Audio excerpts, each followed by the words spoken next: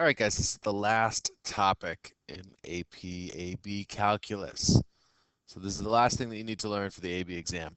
Um, and it is solving differential equations symbolically by using the separation of variables. And this is a really cool technique, and it's really helpful for well, for lots of things. So before we jump into it, let's think about how you'd find the derivative at any point on a circle of radius 5 using implicit differentiation. Well, we know that a circle is x squared plus y squared equals r squared. And if I took the derivative, I'd get 2x plus 2y dy dx equals 0. So therefore, my derivative solving gets me negative x over y. Okay, well, here's a differential equation. How could I get back to my original? So we're going to learn a technique called the separation of variables. And so, as I said, we're going to work backwards to solve this differential equation. And we do that by separating the y's, putting all the y's together and all the x's together. What do I mean? So let's multiply this side by both sides by y.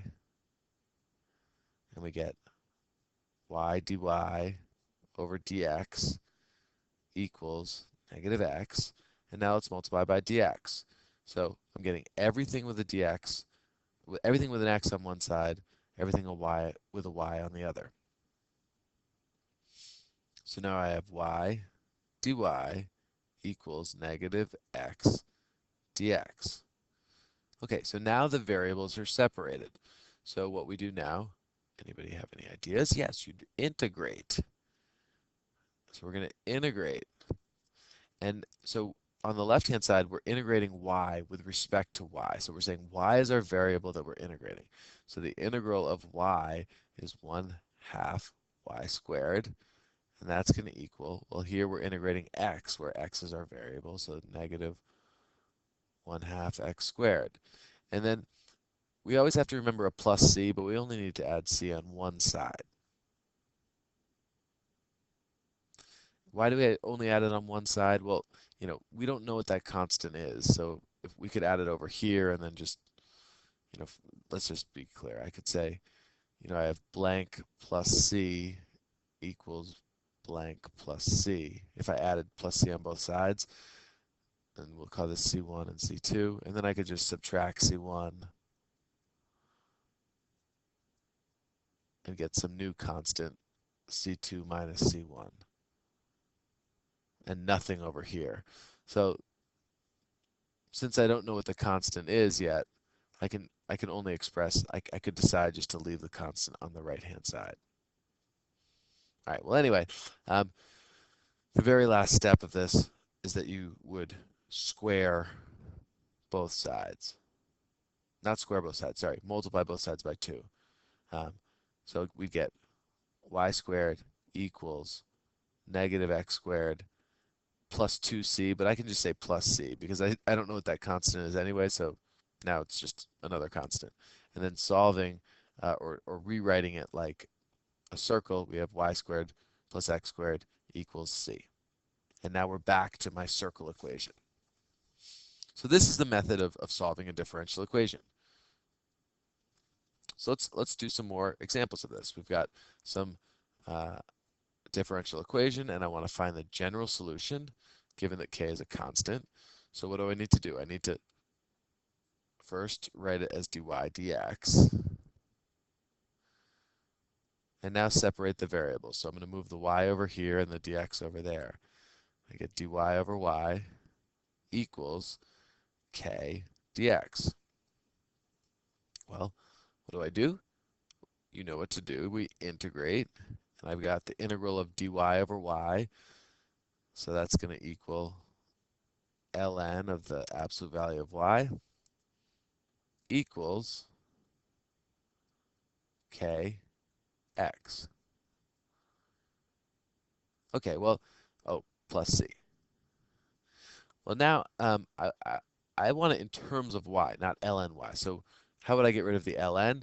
we would raise, or we would do e to the both sides. So e to this, and e raised to the ln goes away. So we're just left with y equals e to the kx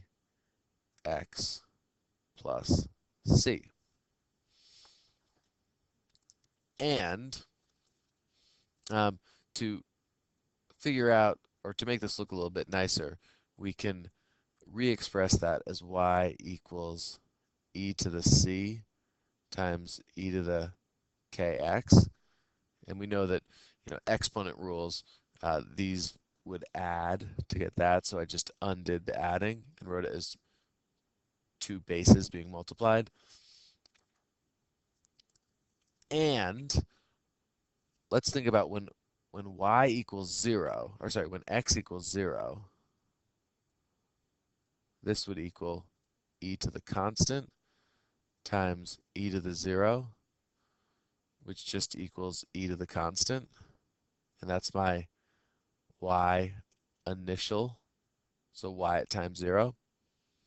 So let's rewrite it like that. We can say that y equals, well, e to the constant is just my initial y value. So y initial times e to the kx. And this should look like a very familiar equation. It's your exponential growth equation, and that is your general solution to the following differential equation.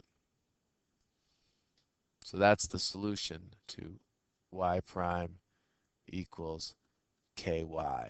And in fact, this happens so frequently. This first order differential equation is so frequent that it might be worth just to memorize this equation. So anytime you have y prime equals ky, where y naught is my initial y value, you should just jump down to this equation. That way you don't have to resolve it over and over again. All right, so let's do a couple example problems. Here's a nice physics problem. It's Newton's law of cooling, and Newton's law of cooling says that the rate at which the temperature changes, so dy dt, is proportional to the temperature of the surrounding. So, um, or sorry, the rate of change of something is proportional to the temperature that it is. So we're looking at a cup of coffee. So the hotter it is relative to room temperature, the quicker it will cool. And as the temperature gets closer and closer and closer to room temperature, the slower it will cool. And it's a pretty, it makes sense, but it's a pretty neat application of a differential equation. So in other words, the rate at which something cools depends on the temperature. So what we want to know is how hot is the coffee after 10 minutes? Well, to know that, we need to get an equation for its temperature. So we need to solve this differential equation. So to solve that, we're going to set up dy over y minus 70, moving this over, equals negative 0.1 dt. So I separated my variables, and now I'm going to integrate. When I integrate, on the left-hand side, I'm going to get ln of y minus 70 equals negative 0.1 t. And if I raise both sides to e, I'm going to get, so if I go e raised to the, I'm going to get y minus 70 equals e raised to the negative 0.1 t.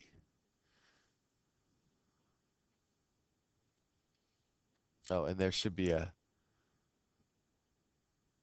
plus c in here.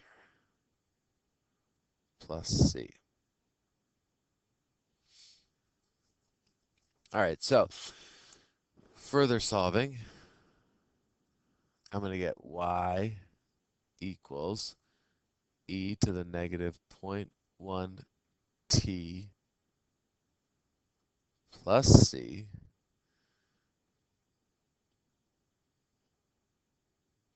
plus 70.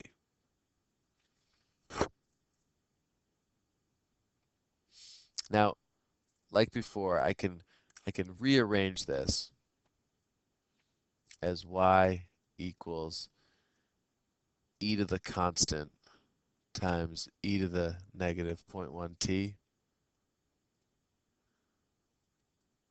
plus 70. And since I don't know what that constant is, e to the constant, I could just change that e to the constant. We could just call some constant k.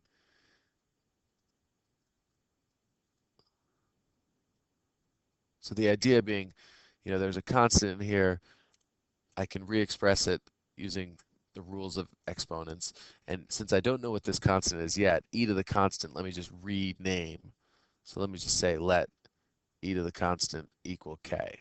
And now we'll just deal with k. Okay, so we need to use this initial condition. Well, the initial condition is that at time equals 0, my temperature is 190. So my temperature is 190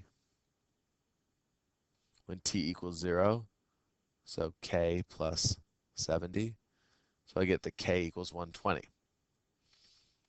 So my y value equals 120 e to the negative zero point 0.1 t plus 70. So now that I have an equation for temperature, I can find the temperature at any time. So at 10 minutes, I just plug 10 in. So I get y equals 120 e to the negative zero point 0.1 times 10 plus 70. And we could use a calculator to evaluate that.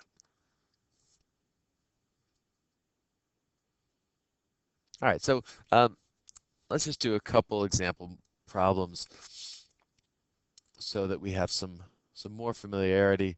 We'll do this number 2 here. So first things first, let's write it as dy dx. And then we separate our variables. So we get dy over y equals negative 2x dx. Then we integrate. And you're noticing that a lot of times we're getting this ln y. So we have ln of y equals negative x squared plus c. And then to get rid of the ln, raise to the e. So we get y equals e to the negative x squared plus c. And given the problems that we did before, we know that we can write that as just y equals k e to the negative x squared.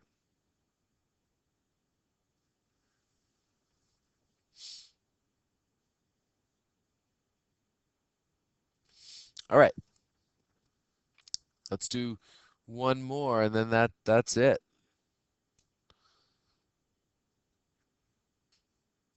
So let's look at this problem right here. We have dy dx equals, well, how could I rewrite that? The easiest way is to say this is the same thing as e to the x over e to the y. Nice. Well, separating variables, we get e to the y dy equals e to the x dx, and then we integrate. So we get e to the y equals e to the x plus c.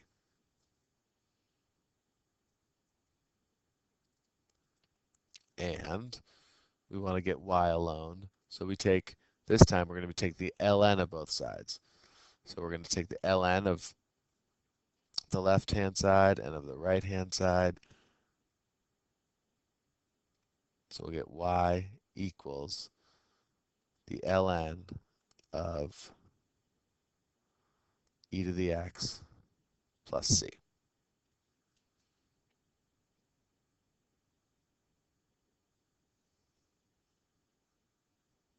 Let's do just one more for the sake of our last new material problem. All right, so here's our problem. We go dy dx equals y ln x, and we separate our variables.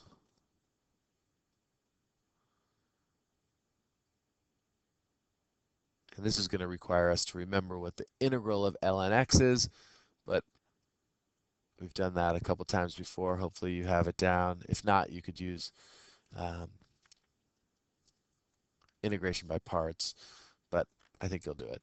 So the integral of this is ln of y, and the integral of ln x is x ln x minus x plus c.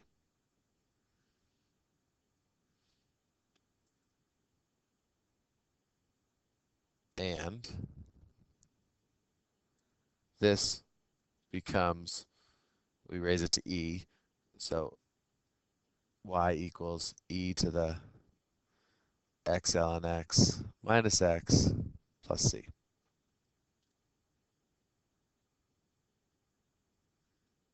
All right, so that's that. Oh, we need to do one more problem. We need to do one where we actually have to get the actual solution. So let's do this one here.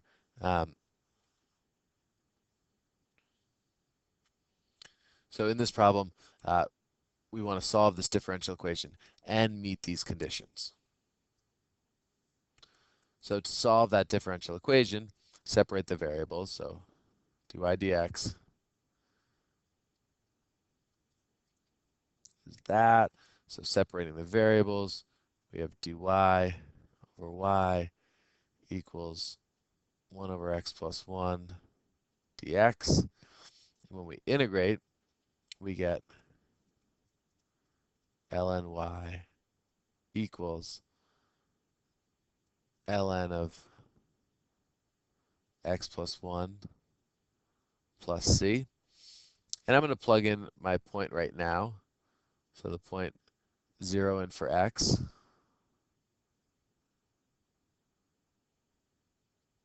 And plug in 1 for y. And I get that 0 equals 0 plus c.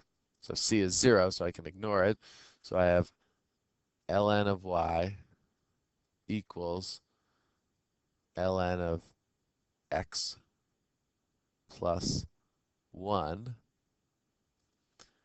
And so e to the both sides, and I'm left with y equals x plus 1. Voila, done, finished. All right, so you should feel very proud of yourself. You've just finished all the content for AP AB calculus, and so for the next the remaining time in this course will be review to really wrap up our understanding and make sure that we get this and know everything and fill in all of our potential gaps. But congratulations for finishing this course.